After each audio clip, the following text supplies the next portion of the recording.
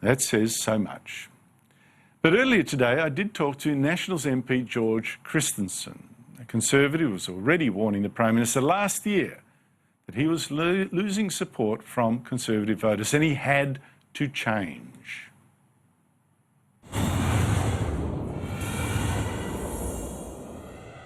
George Christensen, thank you so much for joining me. Can you understand why Cory Bernardi would leave the Liberals? Do you have some sympathy for it? Oh, look, I've got a great deal of sympathy for Cory. I think Cory is a massive intellect within the Liberal Party. You know, he's someone who, by rights, should have been a frontbencher, actually, the talent that he has and the ability he has to bring a whole swathe of Conservative folk behind him.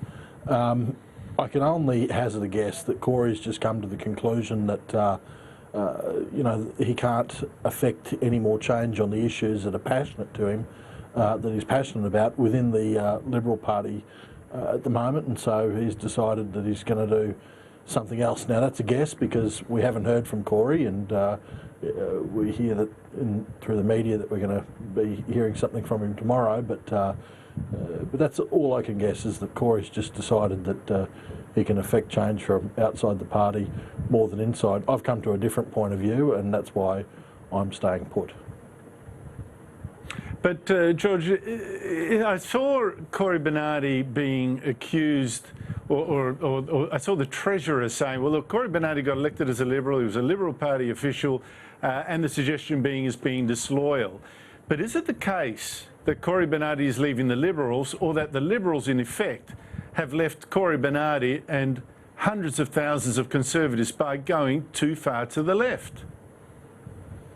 Well, look, I think that we need to re-engage with our Conservative base in terms of policies, in terms of statements that we make, things that we do, because without a doubt, the Conservative base has peeled off, is still peeling off, whether it's a breakaway party that Cory Bernardi's going to start, or whether it's One Nation or Katter's Australia Party. There's a problem here, so we need to reconnect. And on top of that, I think that, you know, while there's those conservative ideological issues, there's also bread and butter issues as a government that we need to deal with that win over the working class Conservative base as well. Things like power prices. It's good to see that the Prime Minister's talking about that, along with the Environment and Energy Minister and the Resources Minister. Things like that will put us in good stead for the future. What about things like free speech, multiculturalism, immigration levels? Absolutely. I mean, we need to double down on efforts to fix 18C, which you're well acquainted with, Andrew. You know, we need to fix that problem because free speech is a fundamental right that all of us should believe in. You know, even the Labor Party and the Greens, although they don't. But you know, that's one issue. I think on issues relating to immigration, we are going okay. Peter Dutton is certainly dealing with a lot of different issues at the moment. I think that we need to articulate more about what we're doing in that field. And I'm on the record of saying we should go stronger than we already have. I'm a supporter of a Trump-style ban on countries where there's a high level of radicalism, or indeed if we do a survey of those in the country that are on the terror watch list, if there's certain countries that they're emanating from, perhaps we should put a ban on immigration from those countries as well. Now, a lot of these issues and others as well, the Prime Minister has been silent or missing in action or muted, and I'm just wondering, to what extent is the Prime Minister himself to blame for Cory Bernardi thinking that he's got no future left in the Liberals and that Conservatives need an alternative voice? How much has the Prime Minister left the Liberals open to this split? Well, look, you're asking me a question that's going to get me into trouble. Look, I would say that I'm not going to attribute blame to anyone for what Cory's going to do. Cory's made a decision himself, and you know, that's his to live with, and he'll go off and do what he has to do. But as I said, there's been accusations about the PM being too far left and all the rest of it. I think we just need to re-engage with the Conservative base. We need to double down on issues that are of concern to them, but also, as I said, bread and butter issues that the working class Conservatives out there are also concerned about. If we do that as a government, we'll be in good stead. If we don't, we will see the polls continue to slide and slide. How serious is Cory Bernardi leaving? Now, obviously, it's one man only in the Senate. Is not taking you, is not taking Erica Betts, is not taking anyone else. And some people just write off, say, oh, well, that's just one vote, so what? Do you think it's a bit more than that?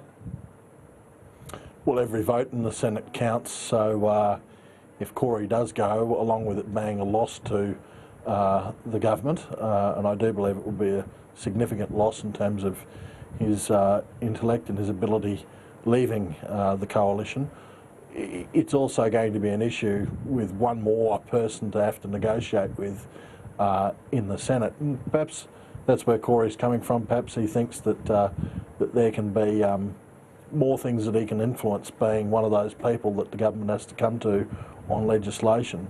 I don't know what Cory's inner thoughts are on this, but obviously, as I said, he's come to the conclusion that change can't be effected within the government. I disagree at this point in time. I think that we can still get things done. I sit in a different party to Cory, though. I mean, I sit in the National Party with Barnaby Joyce as its leader, and I think that we are a very strong Conservative force, that we can guide the government in certain directions that the Conservative base are wanting us to go in, and hopefully you're going to see some of that this year. That said, you've also crossed the floor on a couple of issues. You defied the party. You've threatened to do so again in the future. You're clearly not happy with the direction of the coalition. Are you alone in that? How many other Liberals and Liberal National Party members are there that would think they're with Cory in spirit, even if they're not going to join him? Look, I've had conversations with people in the government, and I'm not going to divulge names of people who, have expressed some concerns. In every government, there's always concerns about some policy or the direction you're going at some point, whether it be Labor or Liberal National Coalition. But, obviously there are people in the government who want to see a change in direction, a refocus, dealing with issues like 18C and other issues that the base want us to deal with, but getting back to bread and butter issues rather than worrying about gay marriage for the umpteenth time. And I see that a few people from Sydney that are in Melbourne that are wanting to raise that issue again. Well, I don't want to waste any parliamentary time talking about that issue. We've got a policy, put it out to the public. I want to be talking about jobs. I want to be talking about, bringing about a coal-fired power station for North Queensland and sorting out sugar industry issues in my electorate. They're the issues that are important to my people, not gay marriage. And if we go off on these little side issues that the public aren't concerned about, well, as I said, those polls are going to slide further and further. Well, you mentioned the polls, the news poll today, devastating for the Prime Minister personally, with the Liberals way behind on the primary vote and in after preferences as well. Now with the Bernardi split, can the Prime Minister survive the next year ahead? Well, look, I think he can, but there needs to be, as I keep saying, a doubling down on issues that are important to the Conservative base and issues, bread and butter issues that are important to just about every Australian. If we are talking about and acting on the issues that the people want us to be, then you will improve as a government. But while you're floundering around talking about same-sex marriage and other things like that, you're not doing anyone any good. And finally, George, does this show that it was a mistake to dump Tony Abbott as leader, because he was a Conservative? Yeah, well, look, I'm in the National Party, not the Liberal Party, so I had no part in that whole exercise. Obviously at the time I did say that I think it was the wrong thing to do, but Malcolm is the Prime Minister now, and likewise I think it would be the wrong thing to do to tear down another Prime Minister. You know, people are sick of the revolving door of leadership in this country. They want to see stability, but at the same time they want to see action and a government that's listening to the public. So I think there's lessons that we've all learnt over the holiday period, over the summer period, where we've gone back to our electorates and we've got a kick in the pants and a flick behind the ear from some people in our communities. And I hope that everyone's taken heed of that and are going to turn a new leaf this year, because we certainly need it, and those polls show that we definitely need it.